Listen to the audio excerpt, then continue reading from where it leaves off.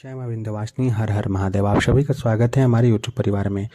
कलश के ऊपर नारियल को किस प्रकार से रखना चाहिए और नवरात्रि के पूर्ण होने के पश्चात विसर्जन के समय कलश के ऊपर रखे गए नारियल का क्या करना चाहिए, इस विषय को सही प्रकार से सभी बंधु बांधवों को अवश्य पता होना चाहिए। सभी साधक साधिकाओं को जरूर जानकारी होनी चाहिए। आप सभी से निवेदन है, चैनल को जरूर सब्सक्राइब करें। टेलीग्राम ग्रुप का लिंक और अन्य सोशल प्लेटफॉर्म्स का लिंक वीडियो के डिस्क्रिप्शन में है, आप सभी भी वहां अवश्य जुड़ें।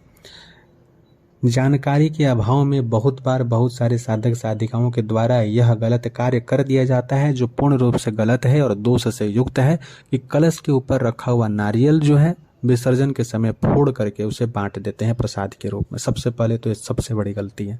कैसे क्या, इस विषय को समझे। सर्वप्रथम ये जानते हैं कि कलश स्थापना जो किया जाता है उसके ऊपर नारियल को कैसे रखते हैं। इससे पूर्व का एक विषय था कि कलश स्थापना कैसे करें, कलश में किन किन चीज़ों को डालें। तो पंच पल्लो जो रखा जाता है वहाँ तक की विधि पहले के वीडियो में बता दी है, सरल रूप से किन किन चीज़ों को डालना चाहिए और विसर्जन के पश्चात उन चीज़ों का क्या करना चाहिए। जो भी सामग्री हम कलश के भीतर डालते हैं, चाहे वो पंचरत्न हो, सिक्का हो, उन सभी को कैसे क्या करना चाहिए, दोबारा उसका प्रयोग हो सकता है कि नहीं, इन सभी विषयों को पहले बता चुके हैं। कृपया आप उस वीडियो को अवश्य सुन लें। अभी का विषय है कि पंच पल्लो रखने के पश्चात दो तरीके से कलश के ऊपर नारियल रखा जाता है। पहला एक तरीका होता है कि पूर्ण पात्र रखकर उसके ऊपर नारियल को सुला करके रखें। दूसरा तरीका होता है नारियल को खड़ा रखा जाता है। इसी चैनल पर एक वीडियो है कलश स्थापना इत्यादि की पूर्ण विधि, जिसमें करके दिखाया गया है। उस वीडियो को आप करके देख सकते हैं, जिसमें कि पूर्ण विधान को अच्छे से बताया गया है। आज का जो यह विषय है इसमें सिर्फ इतना बता रहे हैं कि कलश के ऊपर नारियल को कैसा रखना चाहिए और विसर्जन के बाद क्या करना चाहिए। नारियल को कभी भी सामान्य जनों को कलश के ऊपर में पूर्ण पात्र के ऊपर, यानी कलश के ऊपर एक ढक्कन, उसमें चावल भर के, चावल के ऊपर स्वास्तिक बना करके तब उसके ऊपर नारियल को कपड़े में, वस्त्र में लपेट करके तब रखना चाहिए। नारियल को जैसे रखते हैं, रखने के समय में नारियल का जो शीश है, यानी जिस जगह वह पेड़ से लगे होता है, वह जो भाग जटा का भाग होता है वह आपके तरफ होगा और उनका पूंछ का भाग, नीचे का भाग जो होगा वो देवता के तरफ होगा। इस तरीके से नारियल को सही रखने का यह तरीका है। नारियल को ऐसे ही सुला करके रखना चाहिए। जिन घरों में कुल देवी भगवती जगदम्बा है, कालिका है, उग्र शक्ति है, उग्र चंडा है, माँ चामुंडा है, भगवती भवानी है, बड़ी भवानी है, बड़ी दुर्गा महारानी है, इस तरीके की जो उग्र शक्तियाँ, माँ ज्वाला जी हैं, अगर वो लोग घर की कुल देवी हैं और आपको पता है आपके कुल देवी देवता के विषय में और उनका पूजन पाठ अगर आप करते हैं, तो ऐसे घरों में जानकारी ले करके, बिना जानकारी में नहीं, मेरी बातों को सुन कर नहीं, पहले देख लीजिएगा, सुन लीजिएगा कैसे होता है फिर भी। लेकिन ऐसे घरों में ही जहाँ पे उग्र रूप में शक्ति विराजमान है, कुल शक्ति के रूप में भगवती महाशक्ति विराजमान है, वहां पे जब कलश रखा जाता है तो पूर्ण पात्र नहीं रख करके पंच पल्लव के ऊपर में नारियल को रखा जाता है, जिसमें नारियल का पूंछ का भाग नीचे और जटा का भाग ऊपर होता है और वो पानी में सीधे जा करके कलश के भीतर जो जल भरा हुआ है उसमें पूंछ का भाग लग जाता है पंच पल्लव के ऊपर। इस तरीके, यह दो तरीका है और यह एक तंत्रोक्त विधि भी है। भगवती शक्ति का पूजा जो होता है, जिसमें कलश स्थापन करते हैं, वो इस तरीके से होता है। खड़ा नारियल जिसको रखना बोलते हैं, शक्ति में कभी भी खड़ा नारियल, 10 महाविद्या स्वरूप हो या योगिनी स्वरूपा में जब भी पूजन होगा तो इस तरीके से उनका स्थापना होगा। तंत्रोक्त पूजन में भी इसी तरीके से कलश के ऊपर में नारियल को रखा जाता है। अब विषय आता है कि नवरात्र में जब विसर्जन होगा विजयदशमी तिथि को, तो उस समय में क्या किया जाता है। कलश को जब हम हिलाते हैं विधि विधान से, सभी देवी देवताओं से अनुग्रह आग्रह करके कि आप सभी अपने स्थान को पहुंचो और वहां से हमारे रक्षण के लिए पुनः जब हम शुभ कार्य करने के लिए आपको बुलाएं, शुभ कार्य के निमित्त आपकी सेवा पूजा को बुलाएं, आप अवश्य आएँ। यह जब निवेदन करके हम उनके अपने अपने स्थान को प्रस्थान करने के लिए निवेदन करके कलश को हिलाते हैं, उसके पश्चात बहुत सारे मूर्ख लोगों के द्वारा यह कृत्य किया जाता है कि कलश के ऊपर जो नारियल को देवी स्वरूप में मानकर 9 दिन पूजा किए, उसी को फोड़ करके प्रसाद रूप में सभी में बांट दिए।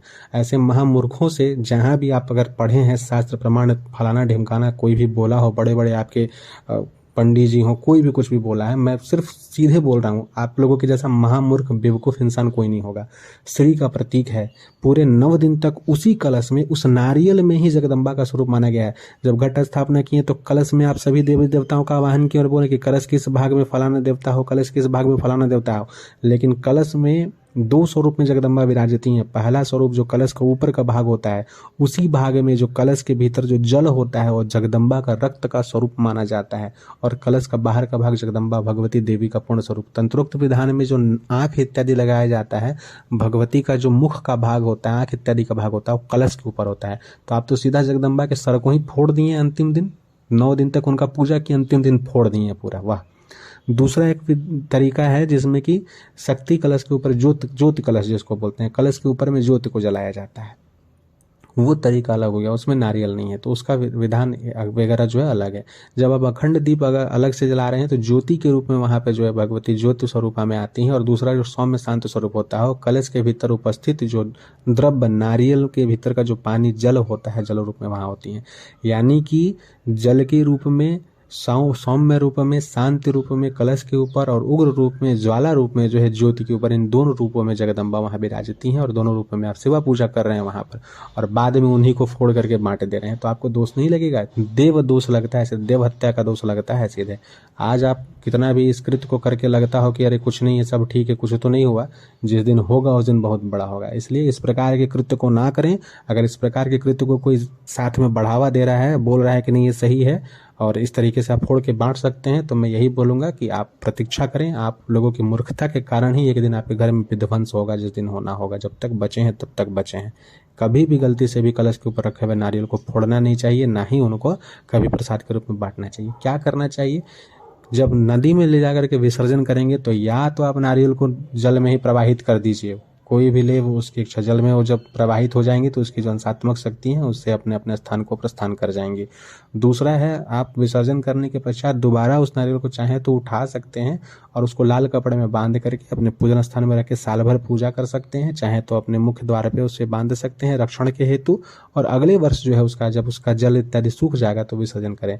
अगर नारियल को आप कहीं रखे हैं पूजन स्थान में, चाहे मुख्य द्वार पे बांधे हैं, और उसमें से जो है पत्ते निकलने लगे, नारियल जम गया, तो बहुत ही विशेष होता है, जगदम्बा की परम कृपा की प्राप्ति हो जाती है। और यह माना जाता है कि भगवती पूर्ण रूप से वहां पर शक्ति सामर्थ्य के साथ वहां विराजमान है और रक्षण करने के लिए तत्पर है, आपका पूजा सफल हो गया है।